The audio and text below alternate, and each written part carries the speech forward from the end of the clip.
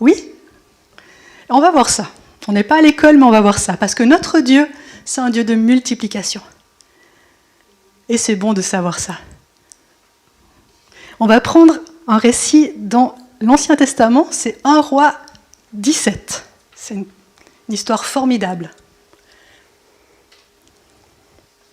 Si on peut me mettre 1 Roi 17, s'il vous plaît. C'est une partie de l'histoire d'Élie, qui était un grand prophète en Israël. Il faut imaginer qu'il y a la famine en Israël. Élie a survécu un certain temps en étant nourri près d'un ruisseau. Il buvait l'eau du ruisseau et il était nourri par les corbeaux. Les corbeaux lui amenaient chaque jour sa nourriture. Et un jour, voilà, l'eau du ruisseau a tari, les corbeaux ne sont plus venus, il a fallu une autre solution. Et alors, la parole de l'Éternel fut adressée à Élie en ces mots. « Lève-toi, va à Sarepta, qui appartient à Sidon, reste-y. Voici que j'y ai ordonné à une veuve de te nourrir. » Il se leva et s'en alla à Sarepta. Comme il arrivait à l'entrée de la ville, voici qu'il y avait là une veuve qui ramassait du bois. La suite. Merci. Il l'appela et dit « Va me chercher, je te prie, un peu d'eau dans un récipient afin que je boive. » Elle alla en chercher. Il l'appela de nouveau et dit « Va me chercher, je te prie, un morceau de pain dans ta main. » Elle répondit « L'Éternel, ton Dieu, est vivant. Je n'ai rien de cuit, je n'ai qu'une poignée de farine dans un pot et un peu d'huile dans une cruche. Me voici en train de ramasser 2 morceaux de bois, puis je rentrerai, je préparerai cela pour moi et pour mon fils, nous mangerons, après quoi nous mourrons. » Élie lui dit « Sois sans crainte, rentre, fais comme tu l'as dit. Seulement, prépare-moi d'abord avec cela un petit gâteau et tu me l'apporteras. Tu en feras ensuite pour toi et pour ton fils. Car ainsi parle l'Éternel, le Dieu d'Israël. Le pot de farine ne s'épuisera pas et la cruche d'huile ne se videra pas, jusqu'au jour où l'Éternel enverra la pluie sur la surface du sol. » Elle alla faire selon la parole d'Élie, et pendant longtemps, elle eut de quoi manger, elle et sa famille, ainsi que lui. Le pot de farine ne s'épuisa pas, et la cruche d'huile ne se vida pas, selon la parole que l'Éternel avait dite par l'intermédiaire d'Élie. Oh, quelle histoire! Véridique. Cette femme, apparemment elle était en charge d'un enfant, il lui restait une seule portion pour faire un repas, et après, voilà, elle se voyait mourir de faim parce que la famine était là, dans tout Israël, et elle n'avait plus rien. Arrive un prophète, on dit « Waouh, le prophète il va amener la solution, hein ?» Ben non, de prime abord, c'est un problème supplémentaire. Il n'a pas l'air d'être peiné qu'il lui reste qu'un repas. Il lui dit « Fais-moi d'abord à manger. » Oh. Elle n'a pas semblé tellement protester. Elle lui a expliqué la réalité de la situation. Il me reste qu'une portion, et après, j'ai plus rien, je vais mourir. Mon fils aussi. Et c'est là que la parole de Dieu est donnée par le prophète, sois sans crainte. Voici ce qui va t'arriver si tu obéis. La cruche d'huile, elle ne se videra pas. La farine, elle ne s'épuisera pas jusqu'à ce que la famine soit terminée. Et cette famine, elle a duré, sauf erreur, 3 ans. Et puis sur le moment, ils ne savent pas quand elle va se terminer. Nous, on lit l'histoire et puis voilà, on a la fin. Sur le moment, ils ne savent pas quand c'est que la pluie va revenir. Mais sur la base de la parole de Dieu, elle va croire. Waouh!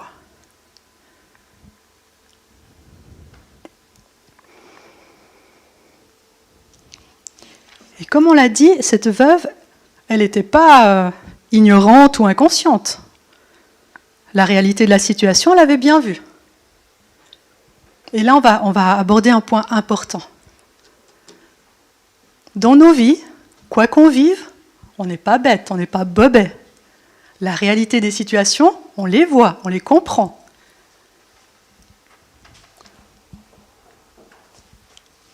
Mais est-ce qu'on va croire la réalité de la situation ou la vérité de la parole de Dieu? Et c'est là que ça va faire la différence. On attend la conversion de quelqu'un de cher dans notre famille? Oui, la réalité, c'est qu'il n'est pas encore converti, peut-être même qu'il en est très loin. Peut-être même qu'il est complètement opposé à l'Évangile. On nous a donné un diagnostic médical défavorable? Oui, peut-être, c'est la réalité. Les médecins ne sont pas bêtes. Ils ont fait des années d'études, en principe, ils disent juste. Mais qu'est-ce que la parole de Dieu dit? Est-ce qu'on va croire la réalité de ce qu'on vit, ou est-ce qu'on va croire la vérité de la parole? Je pense qu'on a plein de témoignages chacun. On m'avait annoncé ça, mais la parole de Dieu disait ça. Et c'est la parole de Dieu que je veux croire. Amen, c'est pas la politique de l'autruche, hein. On m'a annoncé telle maladie, mais la parole, elle dit quoi? Que par ces meurtrissures, j'ai été guéri. Je souffre parce que quelqu'un de ma famille n'est pas encore converti? Qu'est-ce que dit la parole? Toi et ta famille, vous serez sauvés. Amen. Et cette femme, elle n'a pas regardé à la réalité de la situation. Elle a cru la vérité de la parole du prophète. Amen. Et un autre principe important, c'est qu'elle a donné. Le peu qui lui restait, elle l'a donné pour le prophète de Dieu. Et qu'est-ce qui se passe quand on donne? Dieu multiplie. Amen. Comment il multiplie? Est-ce que quelqu'un a la réponse? Comment il fait pour multiplier? Un petit peu d'huile, un petit peu de farine, il en fait de l'huile pour des années. Il en fait de la farine pour des années. Comment il fait ça?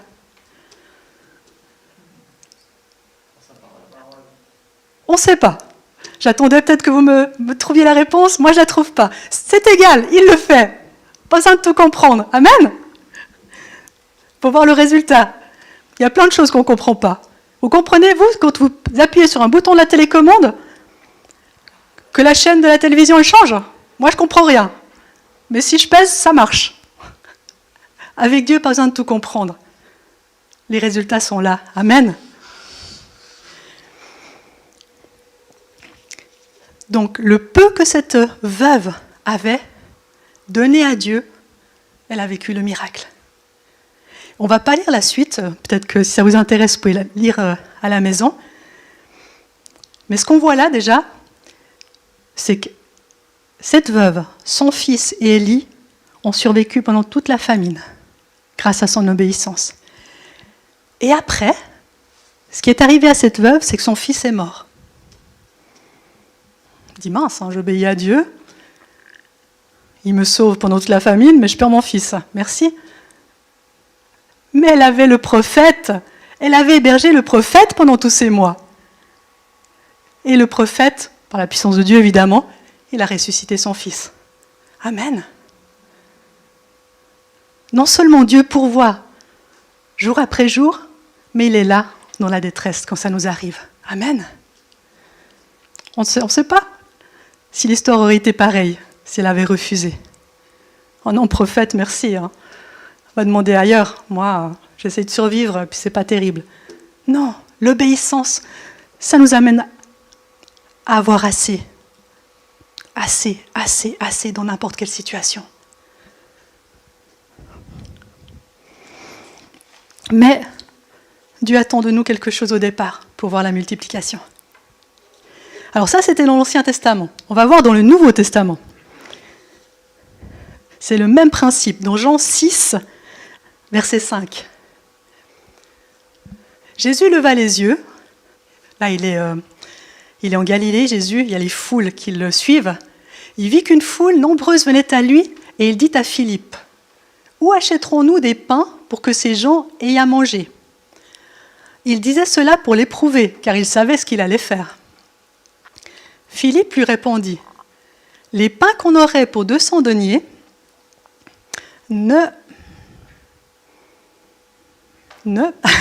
suffiraient pas pour que chacun en reçoive un peu. » Un de ses disciples, André, frère de Simon-Pierre, lui dit, « Il y a ici un jeune garçon qui a 5 pains d'orge et 2 poissons. Mais qu'est-ce que cela pour tant de personnes ? Jésus dit, faites asseoir ces gens. Il y avait à cet endroit beaucoup d'herbes. Ils s'assirent donc au nombre d'environ 5000 hommes. Jésus prit les pains, rendit grâce et les distribua à ceux qui étaient là. Il fit de même des poissons, autant qu'ils en voulurent. Lorsqu'ils furent rassasiés, il dit à ses disciples, « Ramassez les morceaux qui restent afin que rien ne se perde. » Ils les ramassèrent donc et ils remplirent 12 paniers avec les morceaux des 5 pains d'orge qui restaient à ceux qui avaient mangé. Donc là, on est dans le même principe.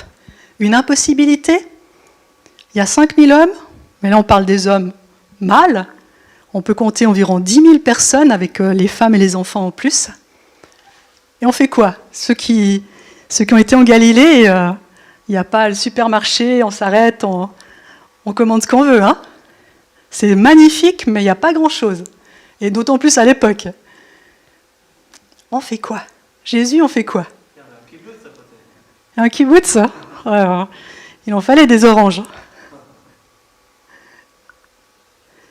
La solution, elle est avec un jeune garçon. Il devait être pauvre parce qu'il avait des pains d'orge. L'orge, c'était fait avec la farine d'orge et c'était vraiment bas de gamme.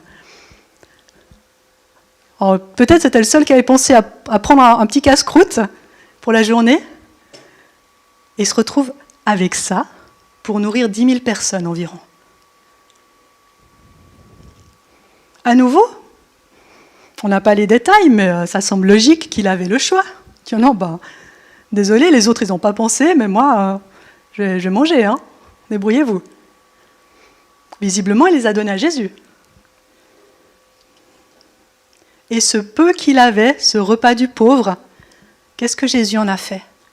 Il a nourri une foule. Et en plus, là de nouveau, ne me demandez pas comment, en plus, il en restait. Il y avait des restes. Les restes étaient plus abondants que ce qu'il y avait au départ. Ça, c'est notre Dieu. Amen. C'est notre Dieu de la multiplication. Alors, moi qui aime les maths, ça défie tous mes étages mathématiciens là-dedans. Mais peu importe. C'est la réalité, c'est le résultat. Notre Dieu multiplie. Mais il ne multiplie pas à partir de rien. On lui donne le peu qu'on a et le miracle s'accomplit. Amen. Et là, à nouveau, c'est une question de volonté. Dans nos vies, Dieu ne va jamais violer notre volonté. Oui, Seigneur, il agit. Non, Seigneur, il respecte. Mais c'est dommage de se priver de ce que Dieu veut faire avec le peu qu'on a. C'est vraiment dommage. Et on en a des choses. On en a des choses. On a du temps. On a des talents. On a de l'argent. Pas besoin d'être riche, on a de l'argent. Le peu qu'on a, le peu de temps qu'on a, on a des vies super actives en principe.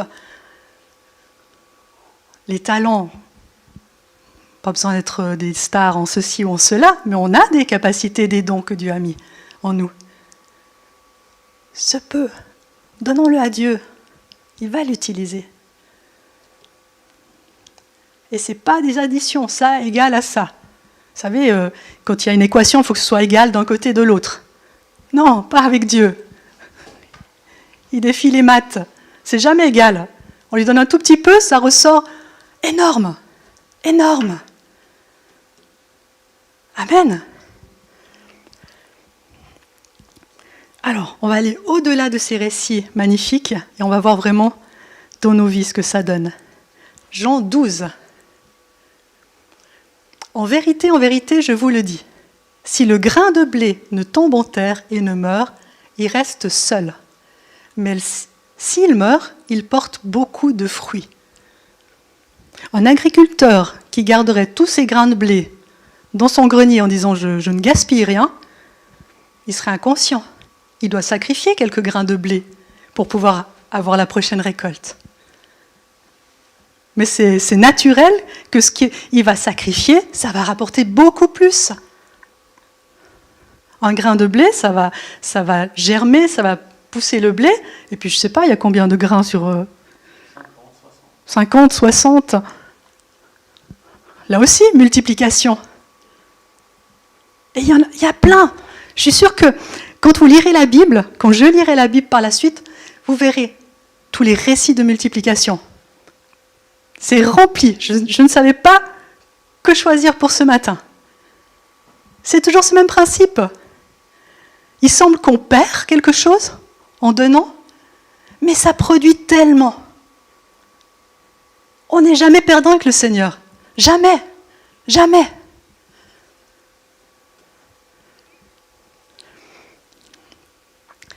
Verset 25. Celui qui aime sa vie la perd, et celui qui a de la haine pour sa vie dans ce monde la conservera pour la vie éternelle. On va lire ce verset selon... Enfin, je vais vous le lire parce qu'il n'y est pas.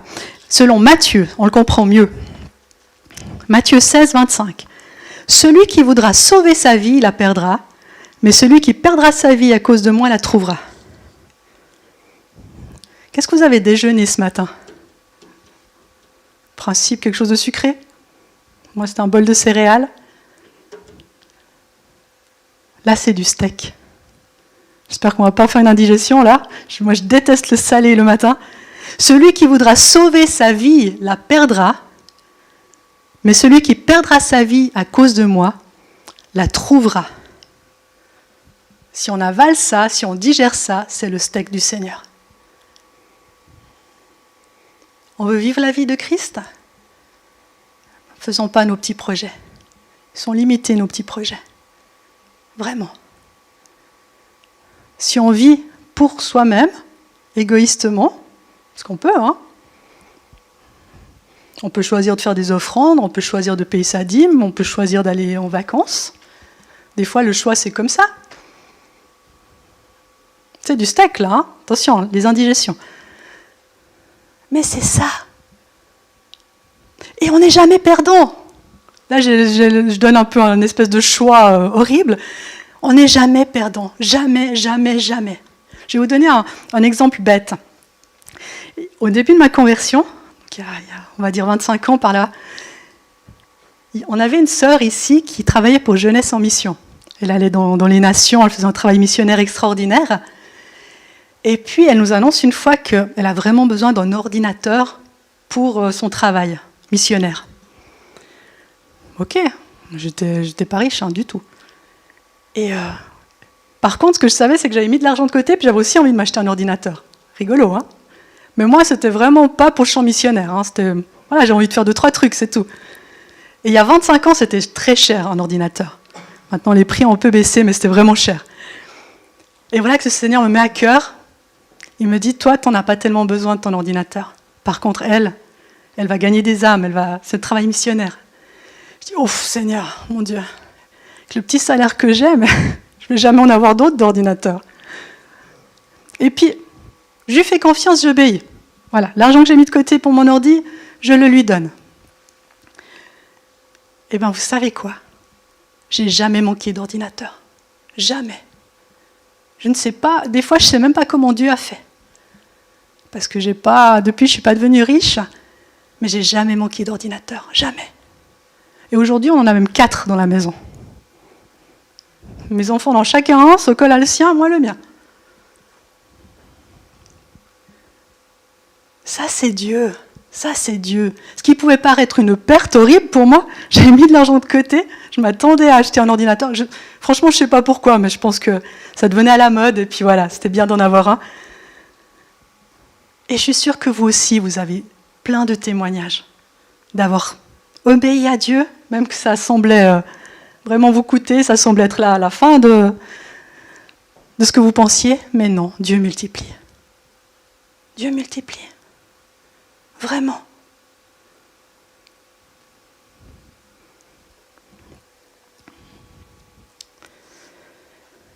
On va prendre encore Marc 10.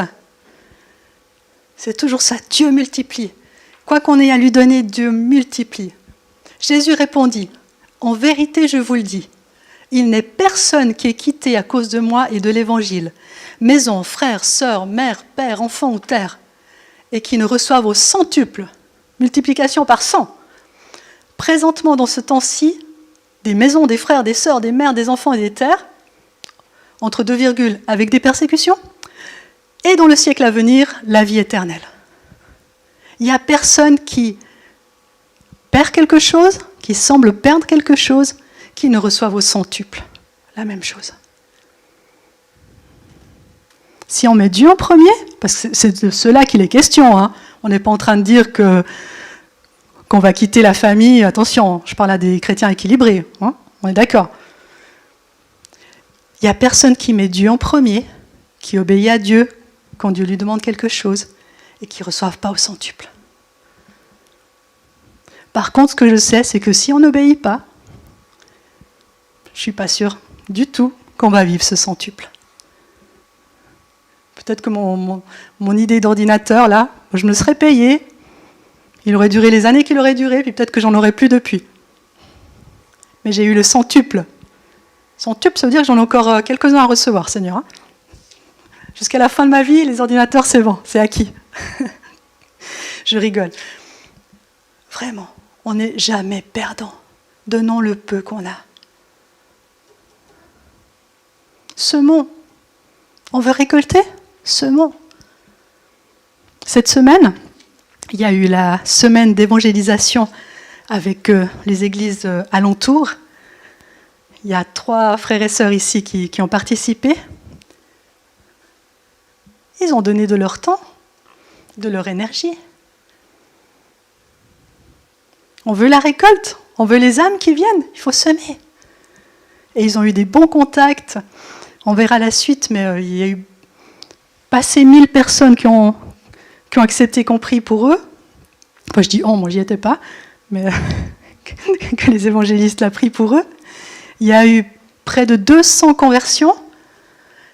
Et voilà, prions pour que maintenant ils s'engagent, qu'ils puissent grandir et avancer avec Christ. Mais c'est ça, on donne un petit peu. Là, c'était un petit peu de temps, un petit peu d'énergie. Et on s'attend à récolter. Amen.